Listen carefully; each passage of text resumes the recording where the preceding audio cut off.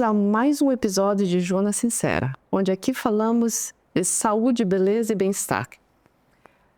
Já subscreve nesse canal e hoje tenho uma excelente pessoa ao meu lado, uma pessoa que eu adoro, colega meu amigo, Dr. Marcelo Sampaio, psiquiatra.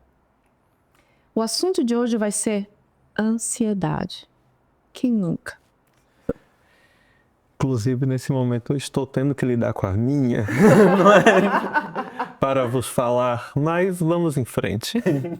Porque ansiedade todos temos, ou teremos, ou já passamos, ou já tivemos, né? Na verdade, a ansiedade, a definição dela é que ela é necessária à vida. Não é? Se chegamos aqui enquanto espécie, foi porque em algum momento da nossa evolução nós começamos a projetar o futuro. Por exemplo, ainda quando estávamos lá cruzando do reino animal para o reino nominal, alguém pensou no dia de amanhã. E pensando no dia de amanhã, se produzia uma ansiedade. Só que a ansiedade, quando ela vem de maneira controlada, ela é benéfica à vida, porque te faz não só pensar no futuro, como programar. Quando ela, digamos assim, passa do ponto, ela se torna um transtorno, algo paralisante, algo que traz sofrimento ao indivíduo. Ou seja, é uma questão de dose. De dose, exatamente. Não é? Dose. Entre o remédio e o veneno, é uma questão de dose. E quando que a pessoa pode começar a se preocupar no sentido de de procurar ajuda? Quando que a pessoa tem que começar a tratar a ansiedade? Então, nos dias de hoje, eu diria que a prevalência é muito alta, muito alta. Não sei se por causa da minha prática clínica, mas assim, eu me vejo não só na clínica, mas no dia a dia cercado de ansiosos. Não é? A definição seriam de 6 meses, né? A definição oficial de sintomas. Por exemplo, muitos pensamentos antecipatórios em relação ao futuro, queda da produtividade, sintomas físicos como sudorese, taquicárdia, a própria alopécia pode ser um dos sintomas de ansiedade. Sim. Alterações do trato gastrointestinal, tem uma série de sintomas físicos que também denotam o transtorno. E dentro do transtorno de ansiedade temos as fobias específicas. Eu costumo, às vezes, dizer para os pacientes que eu diria que a ansiedade é como se ela fosse uma grande cesta. Ela é uma caixa de Pandora, onde várias misérias estão lá dentro. Então, o medo de falar em público, o medo de estar em espaço aberto, o medo de não ter para onde fugir, o medo de ver sangue e assim, etc. É uma lista quase interminável, né? E quando que a ansiedade, digamos assim, ela precisa ser medicada? Então, quando o indivíduo percebe a queda da sua qualidade de vida, a queda da sua produtividade, alterações como insônia, certo? Sim. Todos esses sintomas físicos que nós estamos falando.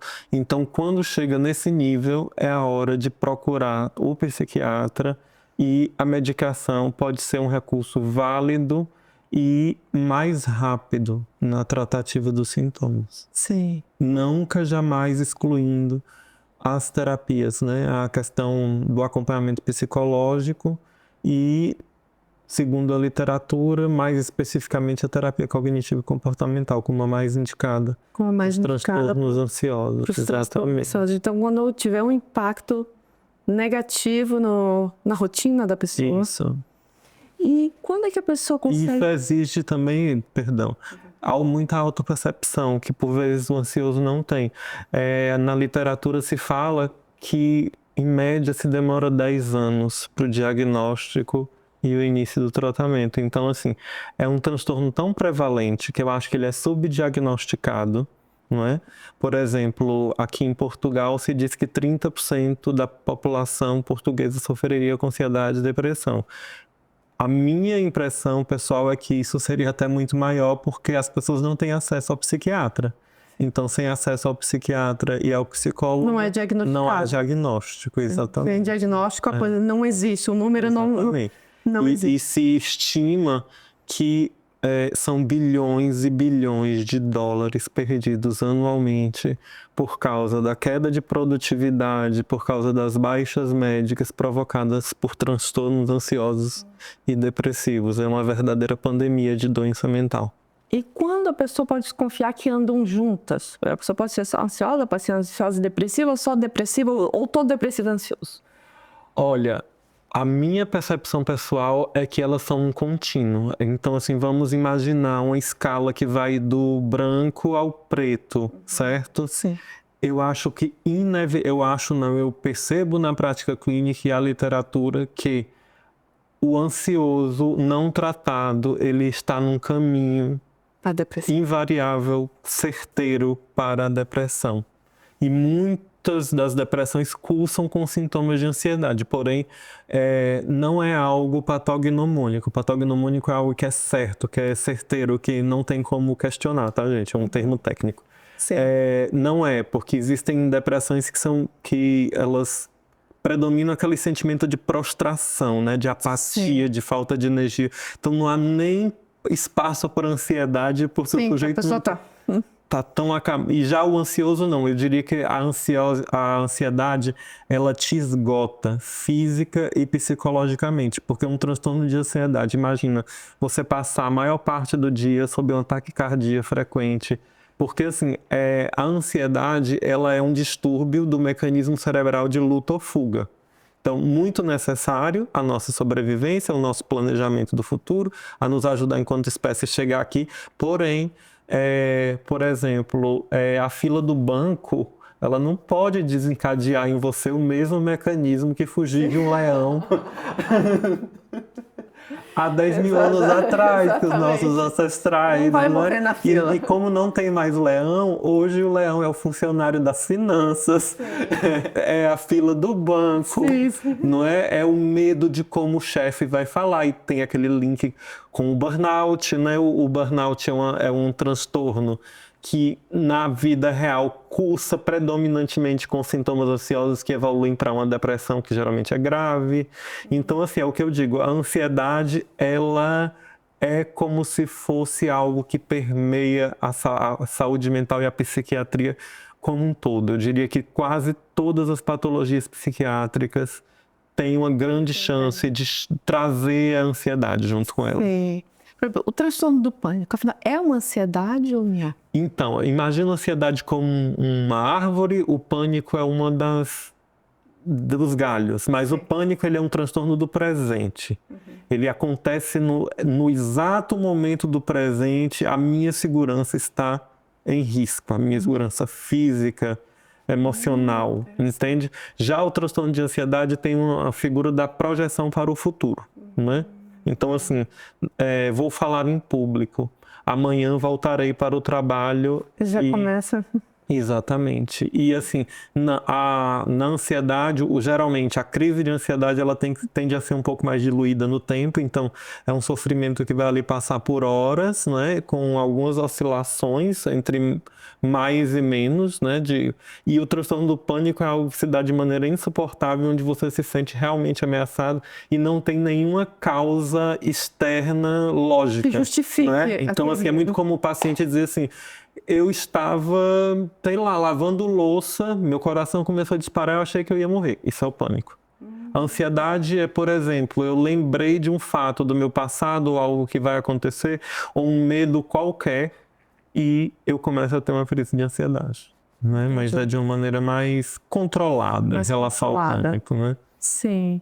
E outros distúrbios psiquiátricos também têm a ansiedade como... Comorbidade. É assim, eu diria que quase todos, tá? Porque, por exemplo, o TDAH, não é? Hoje cada vez mais diagnosticado. Também é um transtorno que na literatura, né, quando você vai fazer a epidemiologia, demora-se muito para o diagnóstico, né? Tem pessoas que viveram a vida inteira. Então, assim, o paciente com TDAH ou PHDA, como se chama assim, aqui em Portugal, ele tende a ser uma pessoa com uma série de frustrações na vida. e acaba criando mecanismos de coping que muitas vezes coping adaptativos que não são tão adequados, e usar desses mecanismos tende o ocultar do próprio transtorno, porque quem o tem tenta ocultá-lo para dar certo no mercado de trabalho, para evitar críticas, e só esse fato de viver sob alerta o tempo inteiro tentando disfarçar ou compensar a falta de atenção já é o caminho que anda para o transtorno de ansiedade. Então é muito comum essa comorbidade. Com PHDA, o burnout a gente já falou, que burnout é quando o sofrimento mental vem pelo trabalho, porém sintomas que pulsam como sintomas de ansiedade evoluem para depressão. Os transtornos da personalidade, quase todos você tem, né, a ansiedade como comórbida. Então eu tenho um transtorno evitativo, né? O contato social, a minha personalidade, ela não foi bem formada, não é, para o contato social. Então, como no mundo real eu vou ter que ter contato, seja para trabalhar, seja para ter uma relação afetiva, o transtorno de ansiedade vem, não é? Acaba se desenvolvendo. Evitativo. Exatamente. Borderline. O borderline, muito comum também, porque é isso. O borderline, ele vive sob a perspectiva do vazio e o medo da perda. Então, o medo da perda projeta para o futuro, projetando para o futuro, ele ainda vai sintomas perder. ansiosos. Se perder, mas ainda vai. Ainda vai perder. Mas também, pelo fato de estar tendo muitos, né? Muitos casos de ansiedade, para quem já trabalhou nas urgências, acha que pode ter o risco também da pessoa ser diagnosticada como ansiedade, mas na verdade ter uma patologia por trás muito pior e tá realmente... É o mais comum, eu diria, hoje em dia, né? Assim, os transtornos mentais, em geral, eles não vêm só, né? Eles sempre andam de mãos dadas. Sim. Nem que seja com a depressão leve, mas assim, é difícil você ver alguém que, quando chega na psiquiatria, né, que já não esteja ali desenvolvendo algum sintoma depressivo. Sim. E com uma consulta se diagnostica ou precisa acompanhamento mais? Olha, o transtorno de ansiedade, eu acho ele muito óbvio, sinceramente, assim, porque como ele cursa com sintomas somáticos, então você até a anamnese clínica, ela te dá muitas pistas. Você não fica só no campo mental, porque é isso. O que a ansiedade faz? Ela faz uma descarga adrenérgica no teu corpo. Então a gente vai procurar na anamnese os efeitos que a adrenalina provoca no corpo, não é? Sim. Então fica assim, você consegue fazer na anamnese uma junção entre mente e corpo e chegar ao diagnóstico. O X da questão, o pulo do gato, é a comorbidade, porque às vezes a comorbidade é o fator desencadeante para o transtorno ansioso. Então, ele é o núcleo da... Sim, então precisa de um acompanhamento mais prolongado para saber qual é a comorbidade. Exatamente. E, por exemplo, para uma pessoa que sofre de ansiedade, mas não está medicada, há o que fazer em algum momento que não seja medicamento? Ou não está medicada, ou que esqueceu, assim, tá em determinado local, o que a pessoa pode, que ferramentas a pessoa poderia ter para que não fosse medicamentosa naquele momento? Então, nos quadros leves, a indicação é de terapia cognitivo-comportamental, que aí, dentro das terapias cognitivas comportamentais, tem algumas técnicas, por exemplo, a respiração a contar, você respirar em 10, segurar, soltar em 10, não é? Que são práticas muito comuns também na yoga, não é? Então, assim, o desenvolvimento de práticas, eu diria, de meditativas, práticas de respiração, o que mais? Um certo afastamento da situação, sair da situação aqui no momento. por um tempo, até se equilibrar e voltar. A partilha, né, da situação com alguém de confiança são coisas que no momento podem ajudar, não é, a manejar o transtorno de ansiedade. Sim.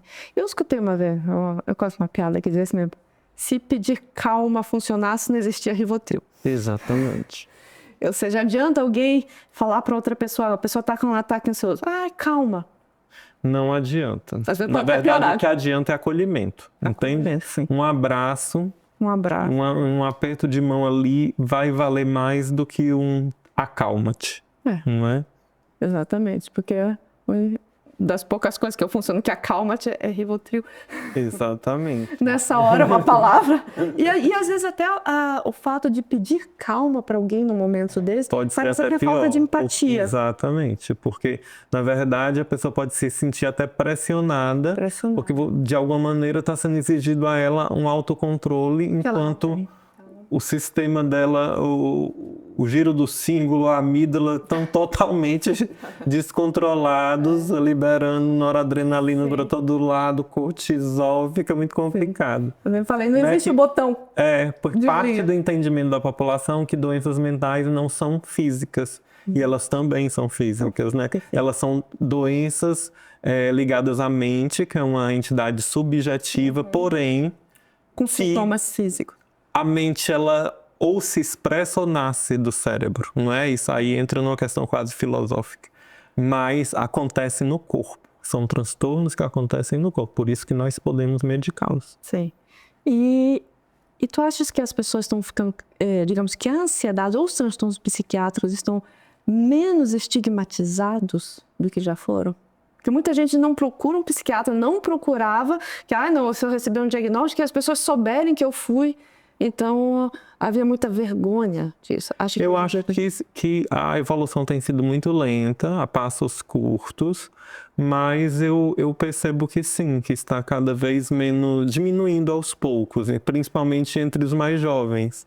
Acho que a população acima de 50 tem mais dificuldade em assumir a possibilidade de...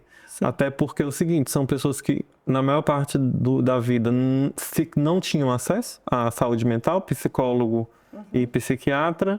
A psicologia era tido como alguém para pessoas que têm dinheiro e o psiquiatra para maluco, né? Essa expressão, para maluco. E você tem transtornos extremamente prevalentes na sociedade que aumentaram muito, muito, assim, absurdamente. Creio eu, por causa do próprio modus operandi da vida no Ocidente, né? Que é produzir, se preocupar com o futuro, dinheiro, emprego, filhos, a própria sobrecarga, né? De trabalho e de funções. E dentro do que nós pensamos e do que a literatura está trazendo, o bombardeio de informações trazidos pelo fato de estarmos quase 24 horas por dia ligados à internet. Não é? Então, eu acho que também eu ia chegar exatamente nesse ponto, mas já que chegaste lá, o uso demais de vídeos curtos, de rede social, de tela, em busca de informações que muitas vezes não nos ensinam nada, né? Informações curtas. Será que isso não aumenta a sociedade? Muito, é um crime para o nosso cérebro, porque você cria mecanismos cerebrais porque assim, nosso cérebro, né, o ser humano, ele está numa busca inconsciente de dopamina. A gente quer dopamina, que é o que dá o que o português chama da pica para viver, né? Aquela... Então, quando você está consumindo material rápido, o que você está fazendo com o seu cérebro? Bombardeios de dopamina, só que você acaba provocando um remodelamento dos receptores, ou seja, o que fazia efeito hoje, amanhã não faz. E isso é a mesma lógica para todas as substâncias, por exemplo, as drogas, não é? Sim. Por que quem usa cocaína intensamente vai precisar de mais cocaína? Por causa do remodelamento dos receptores. E na falta deles, né, na falta do estímulo, seja uma droga, seja o TikTok, você vai sentir a baixa de dopamina e o resultado vai ser ansiedade pela busca do novo estímulo. Isso realmente era algo que eu suspeitava, mas eu não tinha explicação. Bioquímica, Exatamente. Né? Desses neurotransmissores, de como funciona, digamos, como funciona essa sobrecarga dopaminérgica. Sim. Mas o que eu percebi, até uma experiência minha mesmo, quando eu estive internada, que eu não tinha mais nada, só me deixaram ficar com o telefone, mais nada. E que eu fiquei olhando, quando eu vi, eu estava fazendo isso o dia inteiro. E eu vi que aquilo estava me causando mais ansiedade, até em algum momento mais do que pelo fato de eu estar internada. E foi durante esse momento que eu apaguei, pelo menos no telefone, apaguei todos os aplicativos de rede social, até o YouTube. até qualquer vídeo, qualquer coisa que me trouxesse vídeo rápido, informação rápida, eu simplesmente apaguei. E eu percebi que 1 semana depois eu estava tão mais calma. Parece que o cérebro acalmou. Sim. E o que eu me pegava inconscientemente fazendo nada, já procurando procura aquilo sem saber o que eu estou procurando. Inclusive já há um termo técnico para isso. Eu acho que, se não me engano, é nomofobia, não tenho certeza, que é o medo de ficar sem acesso ao telefone e à internet. Não tenho certeza, tá? Mas já existe, já está catalogado e é algo novo dado aos nossos tempos, né? Então, mais uma fobia específica, mais lá uma pedrinha para o cesto da ansiedade. Não é? E é real. Lembra-se do dia que houve o apagão? Lembro. Então, assim, eu falo por experiência pessoal. Tinham assuntos que eu estava tratando ali que, em tese, eram inadiáveis, né? Sim. Porque, na verdade, nada na vida é inadiável, né? Exatamente. Insubstituível. E realmente foi uma situação muito ansiogênica, né? Eu fico realmente imaginando, e se isso se prolongasse? Eu acho que haveria um pico de ansiedade até o momento que a coisa iria normalizar. Então, no início... Sim. A falta, né? São mecanismos adaptativos da mente humana, não é? Sim. A mente humana, ela tem o baque inicial, só que se ela receber o mesmo estímulo, vou te dar um exemplo. Se você mora numa favela e você tem tiroteio quase todos os dias, o primeiro tiroteio, você vai ter aquela descarga adrenérgica imensa. O segundo, terceiro, quarto, quinto, a mente diz que isso faz parte da realidade e ela vai modulando e até aceitar o absurdo, né? O mesmo se dá para um trabalho abusivo, né? Um ambiente de trabalho abusivo, um relacionamento abusivo. Exatamente. E toma aquilo como o normal. Acabam se remodelando para aquela situação que é de sofrimento, que é ansiogênica. E mais uma pergunta, agora para finalizar. O que é a definição de vício? Isso é um pouco... vamos pensar. Okay? Vamos entrar quase eu diria que o vício é uma questão quase filosófica. O vício é uma tentativa inconsciente de alívio do sofrimento mental. Sim. Assim, o vício... Tem um buraco em algum lugar e... Exatamente. Aí nós colocamos algo ali. Os vícios vêm para cobrir. Os vícios e as compulsões, elas vêm para ocupar vazios. Sim. Vazios existenciais. Mas é assunto para se refletir. Isso. E até o uso excessivo de um aplicativo, uma rede social, pode ser uma forma de... Sim, exatamente. De preencher... Na verdade, é o que, assim, quando a gente lê, né? Porque aí é isso, a psiquiatria, se você for a fundo, você tem que sair um pouco da área médica e adentrar na filosofia, e se você for um pouco mais... Uma pena que um dia as duas já foram a mesma. As duas já andaram juntas. E eu diria, e muitos dos mestres, eu costumo ler, né, sobre os mestres do budismo, os grandes mestres da Índia, e alguns mestres dizem, aprenda a não fazer nada, aprenda a estar em silêncio e descobrir realmente quem você é. Né? E a nossa sociedade, ela é toda voltada para produzir e ocupar-se, não é? Então, só que é isso. A gente acabou na prática, de perder o prazer de simplesmente sair sem o telefone e desfrutar de uma manhã de sol. Não, o pior é estar com pessoas e não estar com pessoas. E não estar com pessoas, exatamente. A ansiedade é tanta, né? Porque eu tenho imagina, nós nos encontramos e temos vários assuntos para horas ou dias, mas ao invés disso estamos fora. Exatamente, estamos no telefone, estamos pensando no futuro. No futuro e não estamos... E não estamos no presente, porque é isso, a ansiedade não está no presente, né? Quem vive no presente não tem ansiedade. Não tem ansiedade. Né? Só que é um grande desafio da vida, né? Você está aqui no agora, porque só o agora é real. Exatamente, olha, fica aqui a lição do meu grande amigo Marcelo Sampaio. Querem saber mais sobre ansiedade ou como tratar? Você tem algum desses sintomas? Indico fortemente aqui meu colega, psiquiatra. Se precisar, além disso, de algum outro diagnóstico ou medicação, estamos aqui. Subscreva o nosso canal, deixe o nosso like, porque com certeza o Dr. Marcelo merece. Obrigada.